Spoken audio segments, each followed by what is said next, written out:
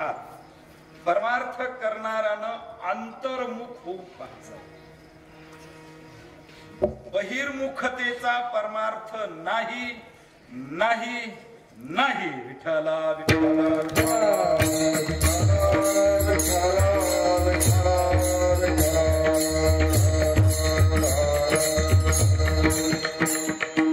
कारण तो परमात्मा सूक्ष्म अतिसूक्ष्म आहे. त्याला जर जाणून घ्यायचं असेल तर आपली बुद्धी ही कशी करावी लागेल? सूक्ष्म करावी लागेल. सूक्ष्म करावी लागेल. दृष्टया त्वक्रया बुद्धया सूक्ष्मया सूक्ष्मदर्शिभिः अशी एक श्रुती आहे कठोपनिषदातली. अत्यंत सूक्ष्म असलेला परमात्मा जर जाणून घ्यायचा असेल तर बुद्धी ही कशी करावी लागते? अत्यंत सूक्ष्म करावी लागते. खरं बोलू, परमार्थ हा संबंध केवळ मनाभोवती फिरतो. विठ्ठला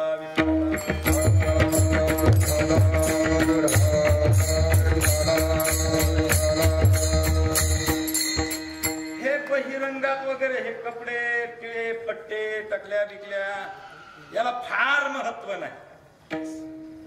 याला फार महत्व नाही. माणसानं सहज राहावं. आमचे गुरु सांगायचे जो उत्तम पुरुष आहे तो सहज असतो. जो मध्यम पुरुष आहे तो ध्यान धारणा करतो. जो कनिष्ठ पुरुष आहे तो पूजा अर्चना करतो. आणि जो कनिष्ठातीत कनिष्ठ आहे तो तीर्थयात्रा करीत बोंबलत फिरतो. विठ्ठला विठ्ठला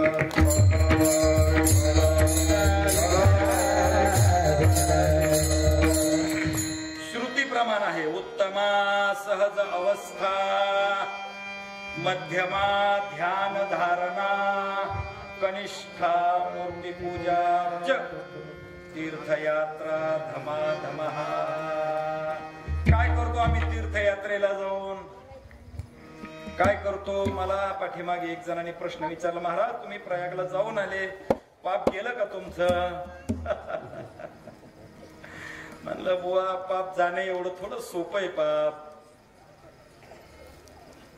तीर्था जाऊन या तुवा काय केले, चर्म प्राक्षाळीले, फक्त कातडी भिजून आला.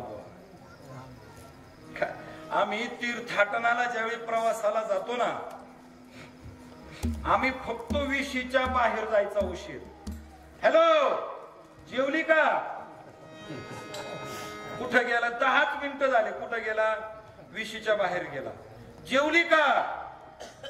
अरे तीर्थाटनाला जाताना चित्तामध्ये काय असावं? भगवंताचं नाम असावं. असे तुम्ही त्रिवेणी संगमावर किती आंघोळ्या करा, चित्तात नाम नसेल तर ते काय आहे? अरे त्रिवेणी संगमी नाना तीर्थे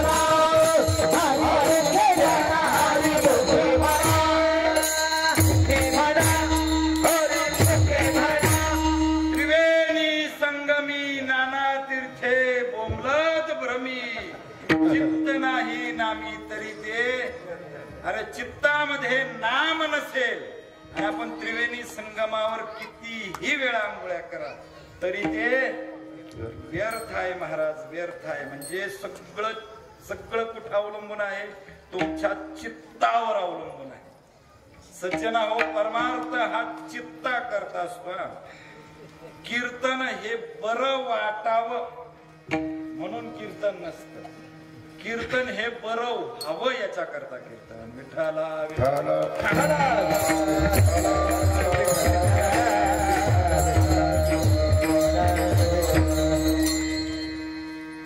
परमार्थ करणारानं चित्ताकडे लक्ष द्यावं. ज्याने ज्याने चित्ताकडे लक्ष दिलं त्याच्याकरता परमात्मा हा अत्यंत सोपा आहे, अत्यंत थोडा आहे. थोडे आहे, थोडे आहे चित्त साह्य झालिया. केवळ चित्ताची सहकार्याची भूमिका असेल तर परमात्मा नाम साध्य आणि भक्ती नाम साधन. तुका मन चित्त करावे निर्मळ येवोनी गोपाळ येवोनी गोपाळ तुका मन चित्त करावे निर्मळ येवोनी गोपाळ येवोनी गोपाळ.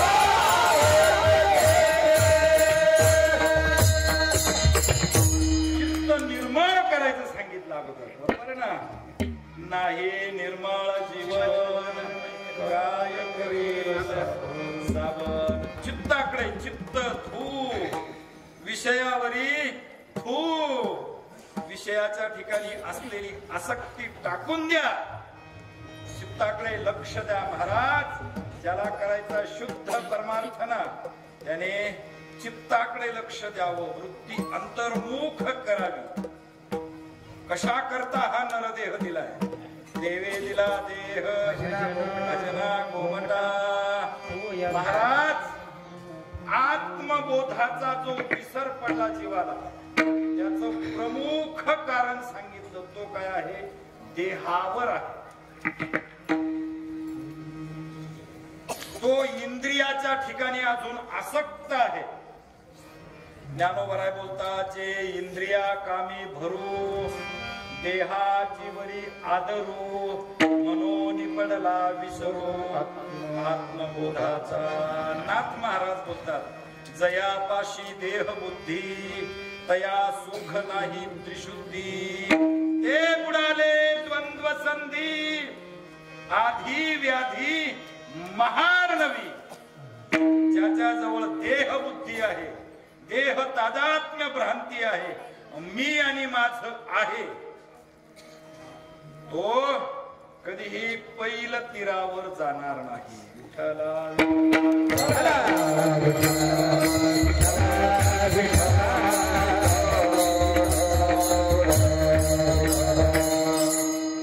लक्ष द्यावं, मनाकडे लक्ष द्यावं लागतं. मनाकडे लक्ष परमार्थ देणाराने जर दिलं नाही आणि तो केवळ समाज केंद्रित परमार्थ करत राहिला तर अशी शेकडो जन्म परमार्थ केली तरी हाताला विशेष असं काही लागणार नाही. त्याकरिता त्याने चित्तामध्ये भाव ठेवा.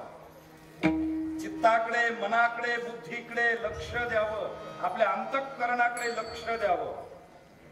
जर त्याचा परमार्थ अंतःकरण केंद्रित असेल तर त्याचा रस्ता कसा आहे? योग्य आहे, योग्य.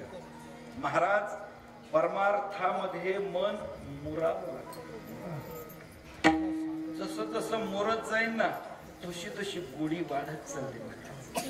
आपण शेतकरी आहोत. लोणचं करण्याचं बहुधा सगळ्यांना ज्ञान आहे. लोणचं कच्च चांगलं लागतं की मुरल्यावर चांगलं लागतं बुवा? मुरल्यावर. तसं परमार्थामध्ये मन मुरावं लागतं. जसं जसं मन मुरत नरदेह निधान लागले हारी, नरदेह निधान लागले हारी, उत्तम सार उत्तम गती, उत्तम सार उत्तम गती, देवती होई न म्हणती देव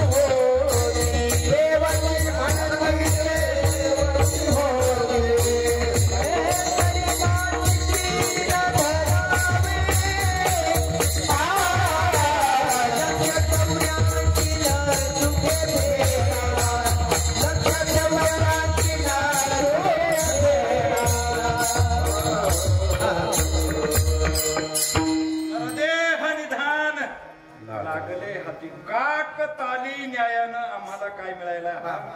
नरदेह मिळाला. आणि जो ब्रह्मज्ञानाकरिता प्रयत्न करत नाही, जो भक्तीसारखं अवीट असलेलं सुख उपभोगण्याकरता प्रयत्न करत नाही महाराज, त्याला नाथ महाराज 2 पायाचं शेपटी नसलेलं गाढव म्हणतात. नरदेह परम पावन, जो न साधे ब्रह्मज्ञान, तो लांडा कर्थ बजान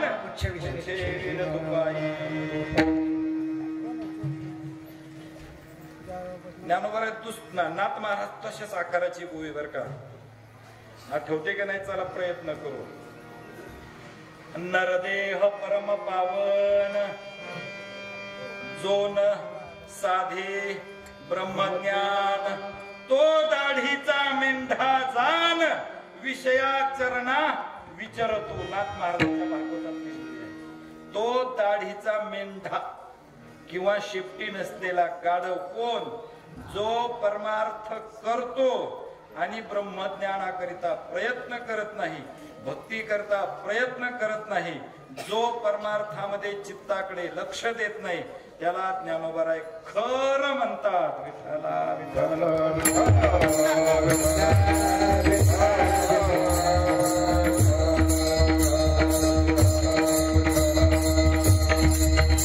वृत्तीकडे लक्ष द्यावं. एकदा तुम्ही वृत्तीकडे लक्ष दिलं तो परमार्थ अत्यंत सोपा. मग ते मन परमार्थामध्ये मुरावं लागतं. पण ते मूर्त केव्हा? जेव्हा ते मन साधनावर आरूढ होऊन साध्यापर्यंत पोहोचतं, ज्यावेळी ते मन परतून येत, त्यावेळी ते मन काय होतं? मूर्त. हे तुकोबराय अभंगाच्या 3ऱ्या चरणात म्हणतात. विठ्ठला विठ्ठला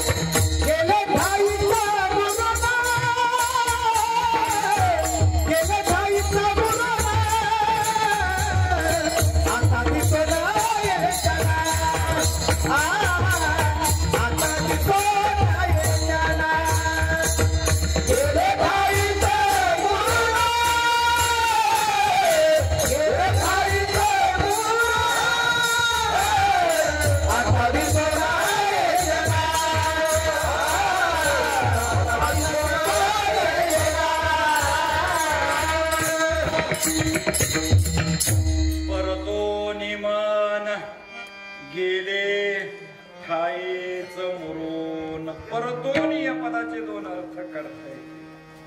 कुठून मन परतलं? एकतर प्रपंचातून परतोनी मन परमार्थात गेले ठायीच मुरून, किंवा साधन प्रवृत्त झालेलं मन साध्यापर्यंत पोहोचल्यानंतर परतोनी मन गेले ठायीच मुरून. इथे अर्थ काढताना 2ऱ्या क्रमांकाचा अर्थ अधिक समर्पक. भगवंताची प्राप्ती व्हावी याकरिता जीवाची धाव चालू आहे. सुख मिळावं, सुख मिळावं, त्या सुखाकरता रात्रंदिवस जीव धडपडतोय. सर्व सुखाची आशा जन्म गेला, क्षण एक मुक्ती यज्ञ नाही केला, हिंदता दिशाशील पावला, माया सृष्टी जगाची माझ्या सुखाकरता प्रयत्न. ते सुख म्हणजे नेमकं आहे तरी काय? त्या सुखाचं लक्षण ज्ञानोबराय करतात ज्ञानेश्वरीमध्ये. किंबहुना सोये जीव आत्मयाची लाहे, तेथ जे होय तया नाम सुख. त्या सुखाचं वर्णन करतात. जीव आत्म्याचं ऐक्य, जीव ब्रह्माचं ऐक्य ज्या साधनाने होतं, किंवा ज्या ठिकाणी होतं, किंवा ज्या वेळेला होतं, किंवा ज्या स्थितीमध्ये होतं, त्यावेळी जी एक भाव चित्तामध्ये तयार होतो, त्याचं नाव काय आहे? सुख. या सुख प्राप्तीकरिता जीव धडपड, रात्रंदिवस धावपळ करतो, रात्रंदिवस. तुम्ही प्रपंच करता तोही सुखा करता करता, आणि परमार्थ करता तोही सुखा करता करता.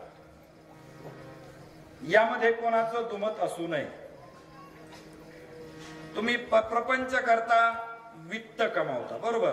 पैसा कशा करता? शेवटी सारभूत रीतीने काय निघतं? केवळ सुखा करिता प्रपंच. किती प्रपंच केला म्हणजे जीव सुखी होतो,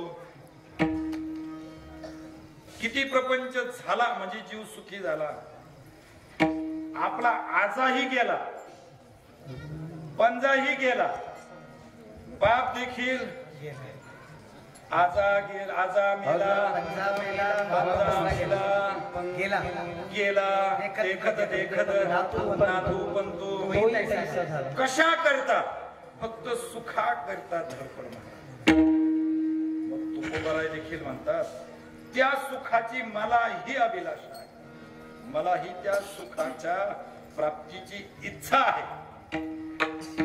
मी किती म्हणून साधन शोधली, कोण्याही साधनाला तो हाताला आला नाही.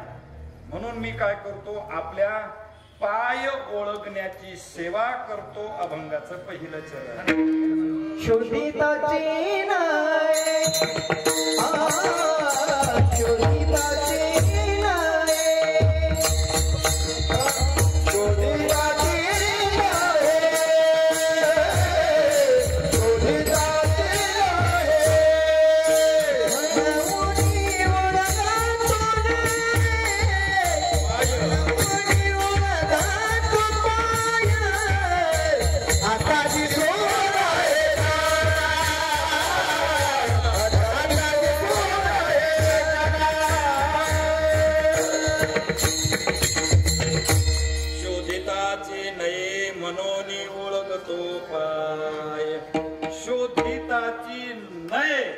मनोनी ओळखतो पाय. व्याकरण शास्त्राच्या दृष्टीने विचार केला, यामध्ये आत्मनय पदाने विचार केला तर अर्थ भिन्न निघतो, आणि परस्मय पदाने अर्थ केला तर अर्थ भिन्न निघतो. ऐका, शोधिताची नये मनोनी ओळखतो पाय. एक अर्थ कसा आहे? देवा, अरे तुला किती शोधण्याचा प्रयत्न केला रे, अरे एवढा प्रयत्न करूनही तू मला सापडला नाही, म्हणून मी काय केले? तुझ्या पाय ओळखण्याची सेवा केली. एक अर्थ. देवा, तुला आम्ही साधनाने प्राप्त करून घेतलेलं आहे, आता प्राप्त करण्यासारखं प्राप्तव्य काही शिल्लक नाही. प्राप्ती झाली जैसी साधने सरती अपयसी. प्राप्त झाल्यावर प्राप्तव्य शिल्लक राहत नाही. साधनाला साधनत्व तोपर्यंतच जोपर्यंत साध्य प्राप्त होत नाही. साध्य प्राप्त झालं की साधनाचं साधनत्व हे सरलं पाहिजे. जर साधनाचं साधनत्व तिथे शिल्लक राहत असेल तर त्याला साधन म्हणू नये. विठ्ठला विठ्ठला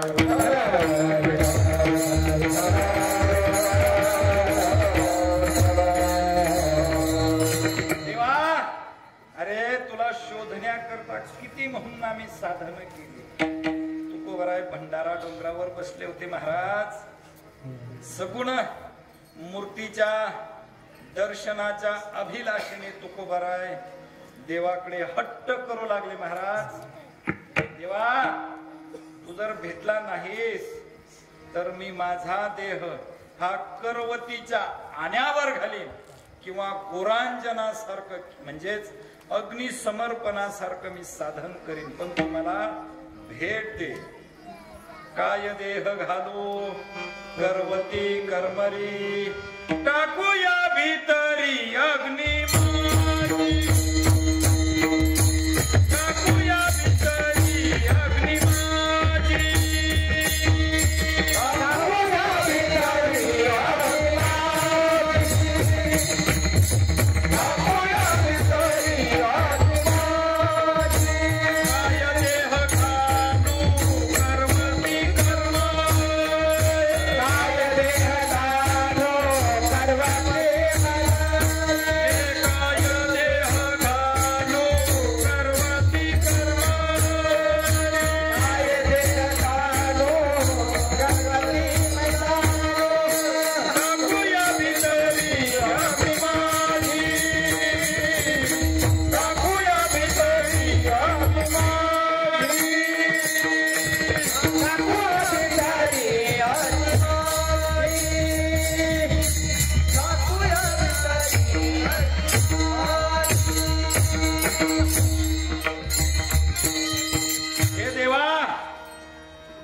कधी रे तू भेटशील महाराज एवढी ओढ असावी परमार्थ करणाराची बरं का. परमार्थ हा लोका करता करू नये, लोक काय म्हणतील याच्या करता परमार्थ करू नये. कारण आमचा परमार्थ हा लोकांच्या इच्छेनुवरती झालेला आहे. समाज काय म्हणेल याच्यावर आमचा परमार्थ करतो म्हणायचा. दुर्दैव आहे आपल्या परमार्थ करणार. अरे भगवंत काय म्हणतील, साधू संत काय म्हणतील, आमचे सद्गुरू काय म्हणतील याच्यावर परमार्थ. आमचे सद्गुरू नेहमी पाठात एक वाक्य सांगायचे, पोराओ आपल्या महिमेत राहा, महिमेत राहा. महाराज आपल्या महिमेत राहा. परमार्थ करताना फार सूक्ष्मतेने परमार्थ करा. परमार्थ करणं वेगळं, परमार्थ कळणं वेगळं आणि परमार्थ जगणं वेगळं. विठ्ठला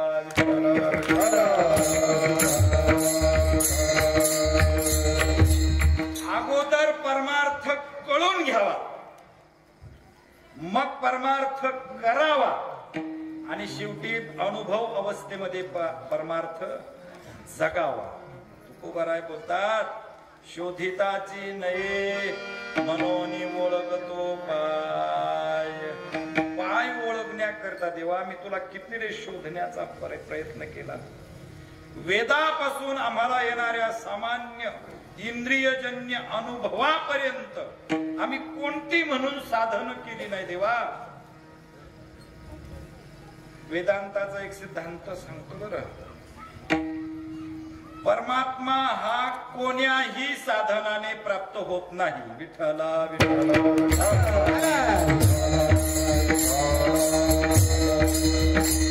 कोणतंही साधन करा तुम्हाला देव प्राप्त होणार नाही.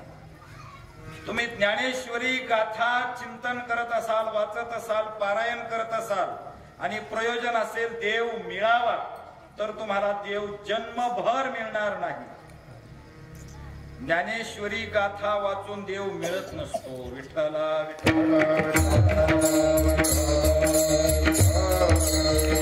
आता बुवा कसं गंभीर वातावरण झालं. ज्ञानेश्वरी गाथा वाचून देव मिळत नाही म्हणले बुवा. नाही मिळत महाराज. मग ज्ञानेश्वरी गाथा कसा करताय?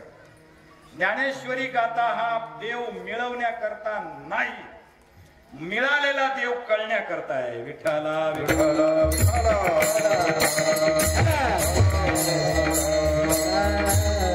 कोणतंही साधन भगवत प्राप्ती करत नाही, भगवत कृपा करत नाही. भगवत अनुभूतीचा एक वेळेस विचार होईल, पण भगवत कृपा भगवत प्राप्ती ही कोण्याही साधनाने होत नाही.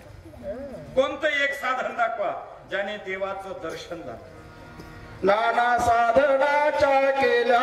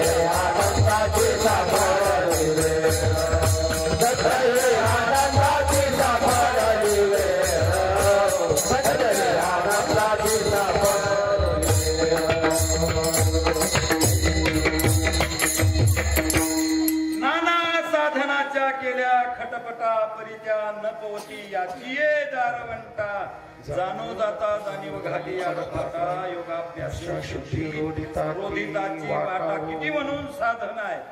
अरे कोणतंही साधन त्याच्या दारवंठ्यापर्यंत ही जात नाही.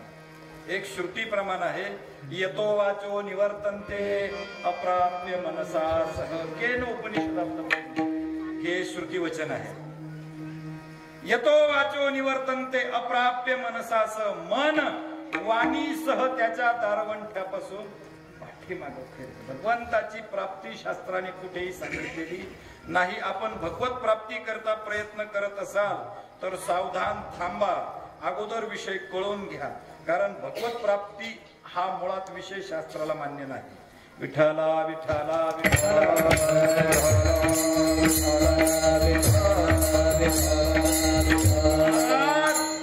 काय बोलता हो, सगळे अभंग तर भगवत प्राप्ती करताच सांगितलेले ना. हरिप्राप्तीसी उपाय प्राप्ती विचार नाही का. ज्या ज्या ठिकाणी संत वाङ्मयामध्ये प्राप्ती विषय आला त्या ठिकाणी प्राप्ती पदाचा अर्थ अनुभूती असाच घ्यावा.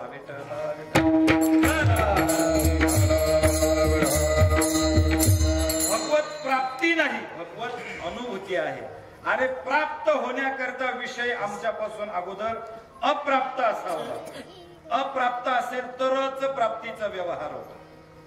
तो परमात्मा आम्हाला नुसता प्राप्त नाही, तो नित्य प्राप्त आहे. मग नित्य प्राप्त असलेल्या परमात्म्याच्या प्राप्तीचा व्यवहार कोणाच्या बापाने सांगितलं? कोणी सांगितलं? मग ही शास्त्र पुराण संत वचन काय सांगतात? अरे केवळ अविद्येची निवृत्ती त्यांचं प्रयोजन आहे. आघवीच शास्त्रे अविद्या विनाशाची पात्रे वाचोनी न होती स्वतंत्रे आत्मबोधी. सगळी शास्त्र आहे, संत वाङ्मय आहे, ते केवळ आणि केवळ अविद्येची निवृत्ती करताय, भगवत अनुभूती करताय, प्राप्ती करता म्हणून नाही. मला एक उत्तर द्या, मी तुम्हाला 2-3 दृष्टांत देतो, ज्ञानोबरायांच्याच भाषेत देतो. ज्यावेळी ज्येष्ठ महिन्यामध्ये कुठतरी ढग यायला लागतात आणि ढग आले आणि सूर्य त्याच्या आड लपून बसला, नंतर पाठीमागून वारा आला, ते ढग निघून गेलं, तुम्हाला नवीन सूर्याचं दर्शन झालं. बरोबर का? बरोबर का? वारा आभाळची फेडी वाजोनी सूर्या ते नघडी हाती बाभुळी धाडी तोयन करी. ज्ञानोबा राय बोलतात, अरे नवीन सूर्याचं दर्शन नाही, त्या वाऱ्याने काय केलं? केवळ आवर्तनाची निवृत्ती केली, केवळ अविद्येची निवृत्ती केली. तसं भगवत प्राप्तीचा विषय नाही, भगवत हा अनुभूतीचा विषय आहे. पूर्वीच्या काळी जंगलामध्ये आपण गाया चरायला जायचो, त्यावेळी पाणी पिण्याकरता आपण काय करायचं? तिथे झिरा करायचो. म्हाताऱ्या जुन्या माणसांना माहिती, झिरा करायचो. समजा 4-8 दिवस 10-12 दिवस त्या भागात येणं झालं नाही तर त्याच्यावर काय यायचं? शेवा, त्याला गोंडाळ असंही म्हणतात, शेवाळ यायचं. मग तुम्ही काय करायचे? हाती बाबुळी धाडी, हाताने काय करता? ती बाबुळी नाम शेवाळ बाजूला केलं आणि नव्यानं पाणी उत्पन्न झालं. बरोबर का? अरे पाणी तिथे युगपत आहेच, फक्त तुम्ही काय केलं? आवरण निवृत्ती केली, अज्ञानाच्या एका अंशाची काय केली? निवृत्ती केली. आपण म्हणलो विहीर घेतली आणि 7 परसावर पाणी लागलं, बोर घेतलं 250 फुटावर पाणी लागलं, विहीर घेतली 7 परसावर काय लागलं? पाणी लागलं का? पाणी होतं तिथंच. मग तुम्ही काय केलं? फक्त मलबा आवरण काढून टाक, पाणी तिथेच होत. तसा तो परमात्मा आहे ना, तिथेच आहे. तैसा हृदयामध्ये मी रामो असता सर्व सुखाचा आरामो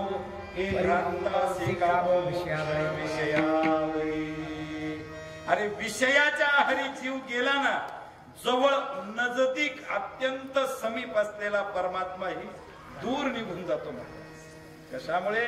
विषयामुळे विषय ओढी विषय ओढी फुलले जीवा आता कोण करीला जीवा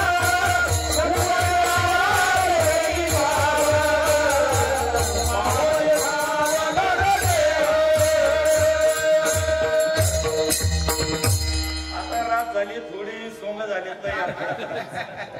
मला म्हणले काही करा 9ला सोडा आपल्याकडे पुष्कळ वेळ आहे अजून 11:30 तास वेळ आहे ना सकाळच्या 9ला सांगितलं ना मला अरे मी इतक्या लांबून आलो मला माझा कंड जिरवायला मला 2 तासाचा वेळ नको काय अरे तुम्ही सेवा ठेवता आल्या सरशी 2 तास तरी कीर्तन व्हावं अशी सामान्य अपेक्षा आणि शेवटचा दिवस आणि पहिला दिवस काय असतं थोडस आता आवरावरी किंवा संध्याकाळी काय असते पूजा वगैरे होती आणि पहिल्या दिवशी आवरावरी थोडा वेळ होतो त्यामुळे आपण 9:30 ते 10 झाले तर हरकत नाही विठ्ठला विठ्ठला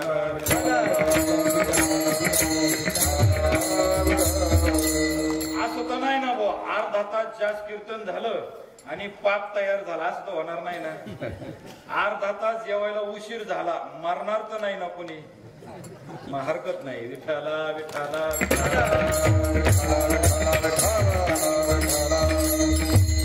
साधन केव्हाही भगवत प्राप्ती करून देत नाही साधन केवळ अविद्येची निवृत्ती करतात कोणतंही साधन घ्या अगदी तुम्ही कोणतंही साधन घ्या अगदी ज्ञानासारखं साधन घ्या तुम्ही भक्तीसारखं साधन घ्या तुम्ही योगासारखं साधन घ्या तुम्ही कर्मासारखं साधन घ्या कोणतंही साधन घ्या ते भगवत प्राप्ती करता नसतं तुम्ही कर्म साधन घेतलं तर त्याचं प्रयोजन आहे निष्काम भावनेने केलं तर अंतःकरण शुद्धी आणि सकाम भावनेने केलं तर लोकांतराची कोणतंही साधन घ्या हे केवळ भगवत अनुभूतीचं साधन आहे म्हणून तुकोबाराय म्हणतात देवा किती म्हणून साधन केली किती साधन केली तुम्हाला शोधूनही सापडला नाही म्हणून आता आम्ही एकच साधन घेतलं काय तुझ्या पायाच्या ओळखण्याची सेवा आम्ही अदृष्ट परिणामही पाहिला परतो निमान गेले ठाईच मुरोन हे अदृष्ट परिणाम आहे केलेलं साधन पहिल्या चरणात आहे शेवटच्या चरणात ध्रुपद म्हणजे भैरवी घ्यायची नाही नाही ध्रुवपदाला भैरवी घ्यायची विठ्ठला विठ्ठला